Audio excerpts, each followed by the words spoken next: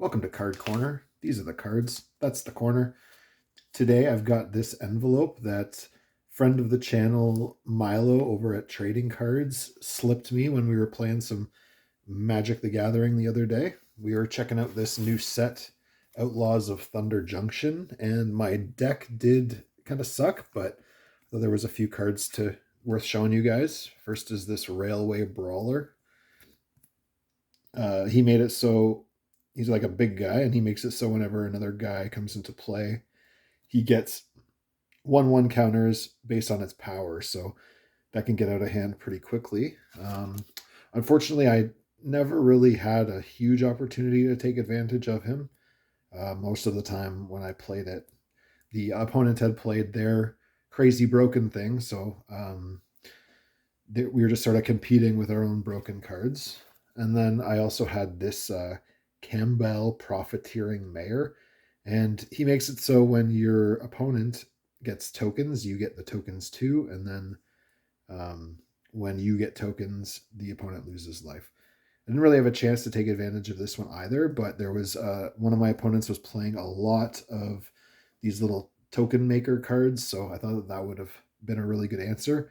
And it's probably good for Commander if that's your thing. And last was this Fell the Mighty. I just wanted to show you guys because I've never really seen one of these new Magic cards with a fancy border, but I really like how the art works with the foiling process for this one. That's pretty cool. The card was kind of bad. It didn't really work the way I was hoping, but I thought it was cool to that now they're doing like all these different sort of borders, which I'm kind of mixed on, but I think it's kind of cool too. Anyway, just fun to look at this one. The reason why I don't think that it's necessarily a good thing is because like sometimes it's hard to tell like the colors right away, and I just think that helps because like this one's a green card, you can see that right away, and they even added when they changed up the way that the border looks on the gold cards, you can see the black white. Anyway, onto the envelope. Milo just slipped this to me when we were finished, so thought that would be cool to show you guys. Obviously, go check out his channel. All right, what's this? This is one of those Pokemon Trick or Trade packs. I've been seeing them a lot when I've been looking to buy packs of cards online. I've never opened one, so let's just do that right now.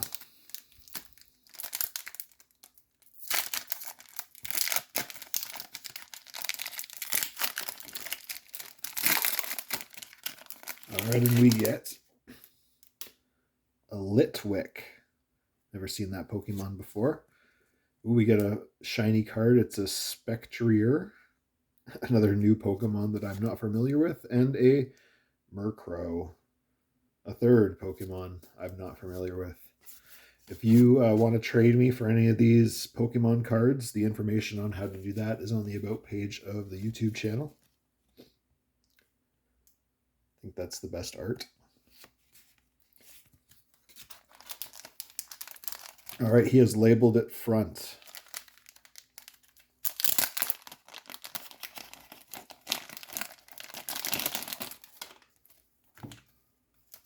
All right, so here we've got Eddie Murray, and it has been altered by Milo himself. All right, and it's from Star Wars Resistance, I think, Tora Doza, the new one of the new cartoon Star Warses. Captain Emmanuel Doza was the station operator of the Colossus, and his daughter Tora was one of the station's ace pilots. Her mother was a top pilot who led a secret life flying missions for the Resistance against the First Order. Tora became involved with the Resistance herself, joining the spy Kaz and their friends on various missions. Yeah, lets you know she's a human.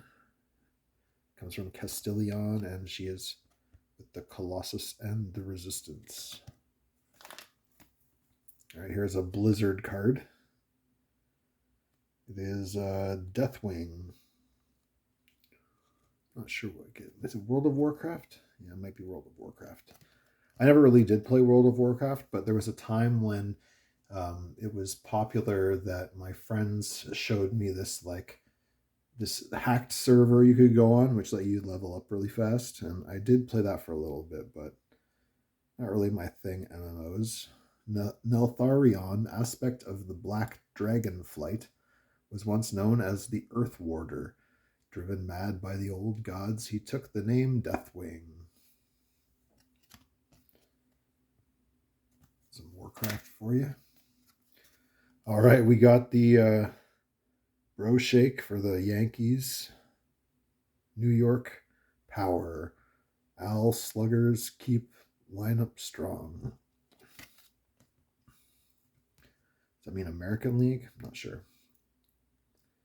But it is a checklist for the Yankees for, what is this? Topps 2024. That might be our first 2024 card. All right, here we get an Ottawa Senators, but it's Miss Piggy. Nice, I like that. All right, team history. The Senators last year improved by 13 points and 4 victories over their inaugural campaign. Inaugural. Does that mean that they were... Was it their second year then?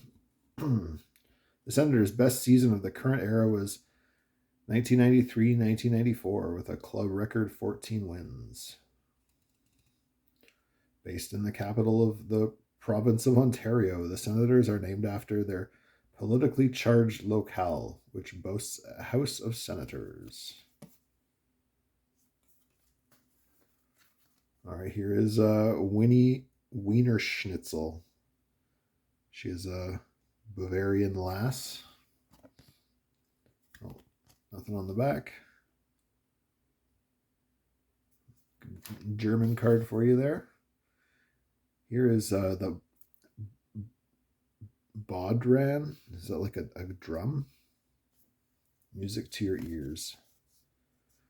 There are disputes over when it first came on the scene, but the Bodran today is fully embraced by many offshoots of Irish music culture.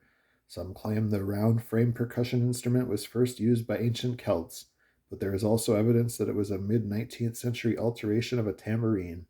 It's now part of Irish and Celtic folk music. Little drum there. Irish drum. Oh, here we have Goro. He's going to rip that guy's heart out or something. All right, it's Honduras. It's our first Honduras card. In 1502, Columbus discovered Honduras on his last voyage to the New World. In the first part of this century, U.S. Marines intervened on 2 occasions. The Civil War in Nicaragua spilled over into Honduras when the Contra rebels used Honduras as a training area. The USA also used Honduras as a site for military exercises. Honduras supplied economic assistance to Operation Desert Storm. There you got some Honduras stats there. Predominant religion, Roman Catholicism. And it is a republic. President Rafael Leonardo Calles.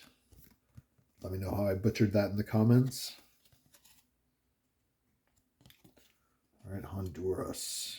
All right, next up is Chaselon. It is a Green Lantern looking guy. Got a pretty sweet mohawk. Crystal skin. By all accounts, Chaselon is a gem of a Green Lantern. Get it? Because he's like a diamond thing.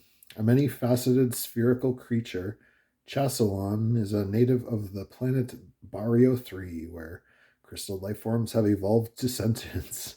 A longtime member of the Green Lantern Corps, is it Chaselon or Chaselion? I don't know. Is used to performing those harrowing missions in a hostile environs that characterize him as a diamond in the rough. We got all the puns there. All right, next up we got Slick Rick. Goofy smile there. All right, his real name is Rick Walters. Slick Rick's unique style is partially due to the fact that he originally hails from England and has adapted the British music style. His solo album included the hit Treat Her Like a Prostitute, and his label is Def Jam. He's got a way with words. It's Slick Rick. All right, here is a Panini Prism card of Primate. Seems a little derivative of Bane, although just his chin is a gorilla. Primate was one half of NXT UK's most memorable tag teams. As he formed the Hunt with Wild Boar, the duo went on a significant win streak and earned NXT UK Tag Team Championship opportunity.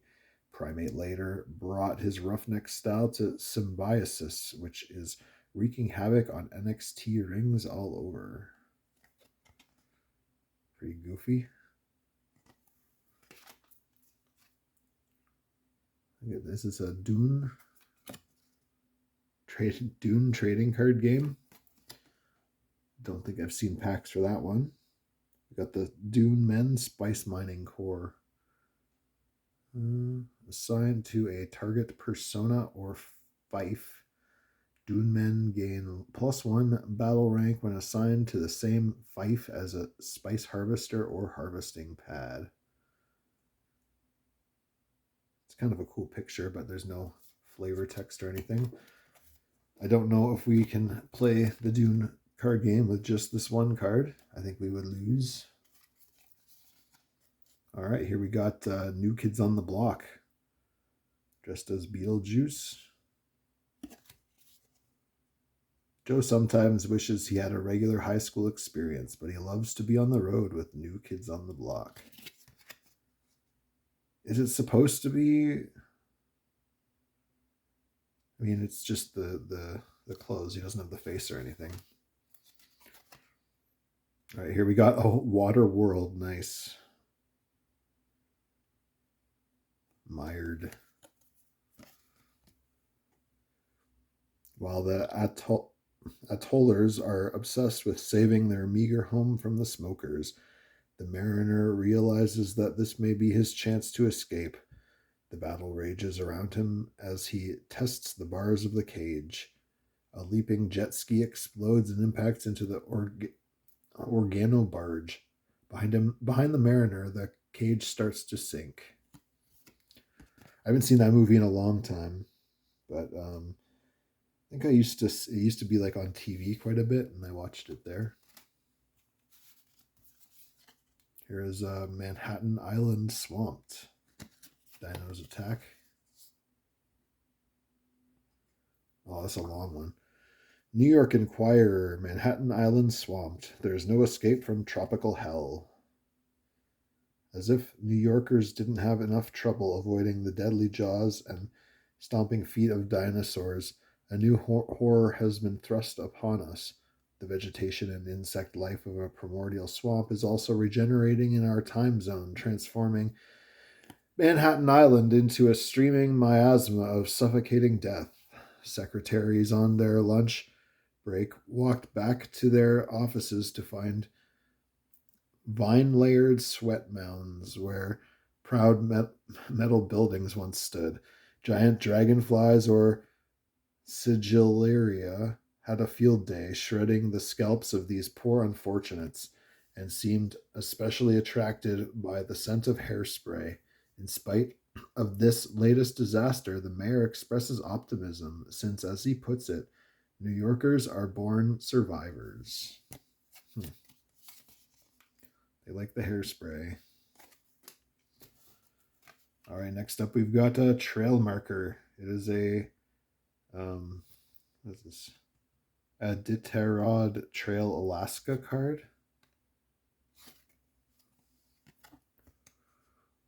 One of the dangers when traveling the Iditarod Trail is the threat of getting lost, as most of the trail is through and over wilderness. Marking of the proper trail is required. Weeks before the race begins, wooden stakes with fluorescent paint, flags, signs, and tripods, as you see here, are placed in strategic positions around the route. The mighty tripod, with its stability, is used in areas where any other marker may become the victim of a howling storm. And yet, even the tripods have been found downwind from their original locations. I don't know who thought to make like a dog sledding card set, but there you go. And next up, we've got Tommy Lasorda from the Los Angeles Dodgers. The field boss from 1976 to 1996. He's in the Baseball Hall of Fame. All right, what's this? This is a bunch of stickers playing guitar, wearing Japanese costumes, I think. I don't know what that is, but I like it. Here is what your completed green border picture will look like.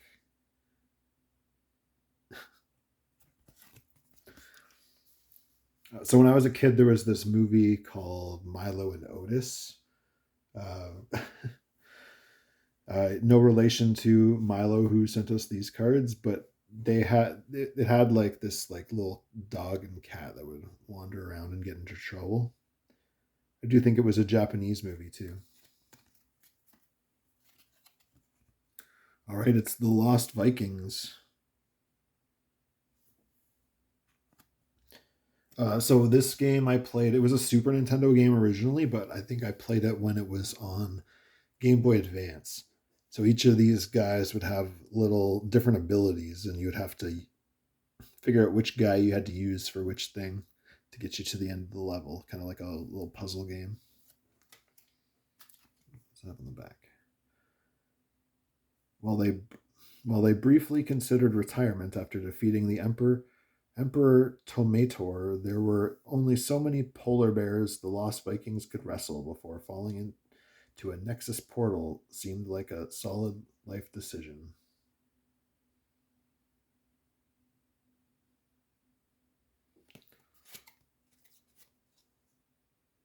Some video game stuff. All right, next up, it's Flush Gordon, the trash can troll. Like that movie Flash Gordon, but with shit. Here is. Some of these cards are kind of dark, not really taking my light very good. Looks like a red parallel of Jaina Proudmoore. Another World of Warcraft character. Jaina Proudmoore is a powerful sorceress and former ruler of the island nation of Theramore. She now resides in her homeland of Kul Tiras, leading it as Lord Admiral. I think I preferred Blizzard games before they started naming everything. Like I really liked StarCraft, and I guess there was like Jim Raynor and Kerrigan, but it seems like even in Warcraft 3 they had like it was like all about special units, which I don't know how I feel about. Here is Machine Gun McGurn. Hand drawn portrait. Oh, this is a huge one too. Okay, I think he's sending me the ones purposefully with the long things because he knows I'm gonna try to read it. Machine Gun Jack McGurn. Born in Chicago in 1904, was a promising boxer under the name Jack McGurn. His father, an alky cooker from the Jenna mob, was killed in 1923 for selling his liquor to a rival gang. When McGurn's manager dropped him, the welterweight went back to the family's old way and joined Al Capone's mob as a hitman. He gained vengeance for his father's death during the war with the Jennas for control of the Chicago Union Sicilian and received the nickname Machine Gun because he was the first Capone gunman to master the new weapon of gang warfare. The Jenna's successor, the Aiello family, plotted to eliminate Capone, offering $1,000 in traveling money up front and a $50,000 bounty on Capone's life. First to try was Antonio Torcho of New York City. He was found machine gunned the day after he arrived in Chicago, a nickel in his hand. Machine Gun Jack Gurn's trademark next became Anthony Russo and Vincent Spicuzza, who lasted a day in the city before they were found dead, holding two more nickels. Then Samuel Valente of Cleveland arrived and ended up dead with a nickel. It is believed McGurn killed at least 28 people for Capone. He was indicted for the St. Valentine's Day massacre, but beat the rap, saying he was with showgirl Louise Rolfe during the shooting. He later married Rolfe to steal his alibi. It was never proved that McGurn had organized the massacre, but February 13th, 1936, three hitmen walked into a bowling alley and shot him down. When the police retrieved McGurn's body, they found a nickel in one hand and a comic Valentine in the other. Whew, that was a mouthful. This is from Max. Oh, that's for the writing. Some mob set, I guess. All right, here is Grim Skull. It is a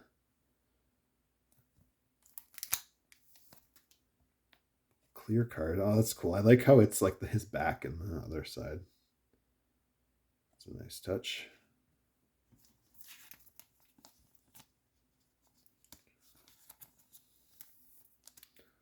The Skeleton set, I think this is from. Skeleton Warriors. Oh, the special cards.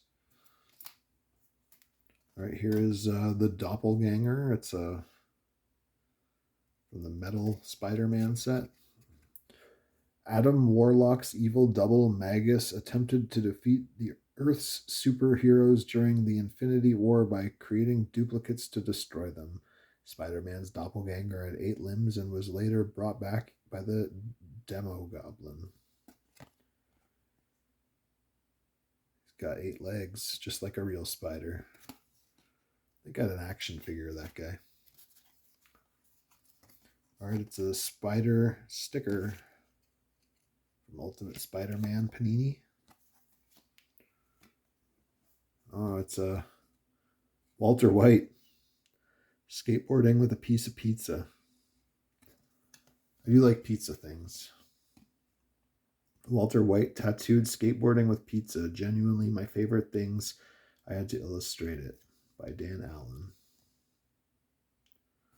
Well, I guess it's from the trading card collection, The Art of Dan Allen.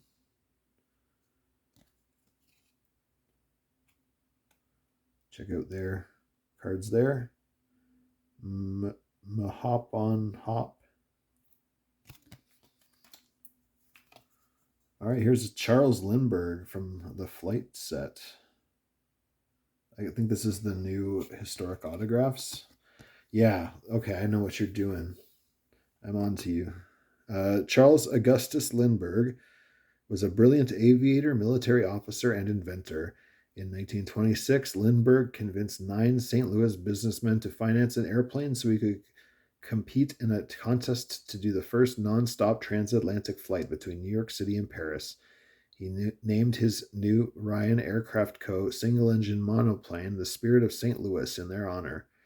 On May 20th, 1927, Lindbergh took off for Long Island and arrived near Paris 33.5 hours later. He became an instant celebrity on both sides of the Atlantic.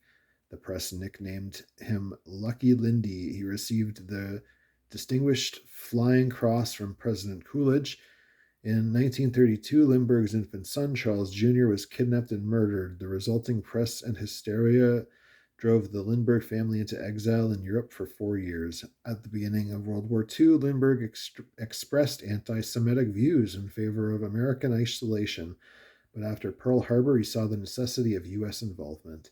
Lindbergh flew 50 combat missions. In 1954, Lindbergh won the Pulitzer Prize for his autobiography, The Spirit of St. Louis. In the 2000s, after Lindbergh and Anne's death, it was discovered Lindbergh had fathered 7 out of wedlock children in Germany. Yikes. That's a lot of kids. All right, here's a card from Tron. Oh, no. No novel on the back of that one. It's kind of a cool card, though. It has like the sort of look that you'd expect from a Tron card, but it's not. It's like just one character. It's not like a moment, so to speak.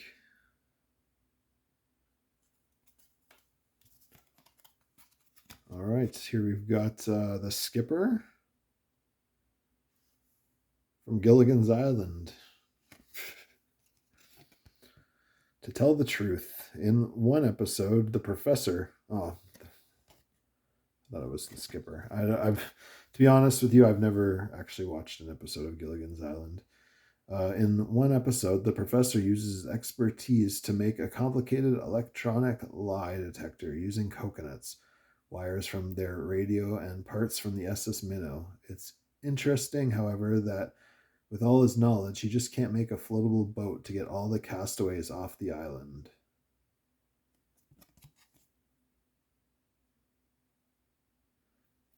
Looks like a skipper to me. All right, and my last card is nice. It is an autograph from Martin Lapointe.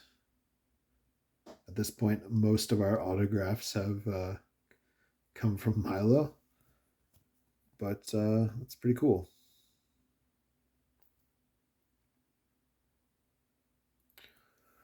All right, that is one big pile of cards. Thanks again to Milo for sending us this package. A lot of different things there. What is my favorite? I really like the sort of style of this card. How it's like from the back on the other side. I think that's kind of funny.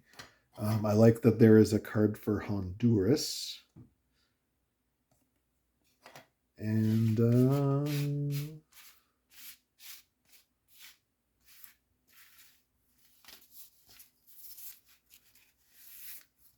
I'm a sucker for Walter White skateboarding while eating a slice of pizza. Anyway, this is Card Corner. Go check out Milo's channel over at Trading Cards. I'll link that in the description of the video. This is a whole lot of cards from Card Corner, or to Card Corner from Milo over at Trading Cards. Take it easy.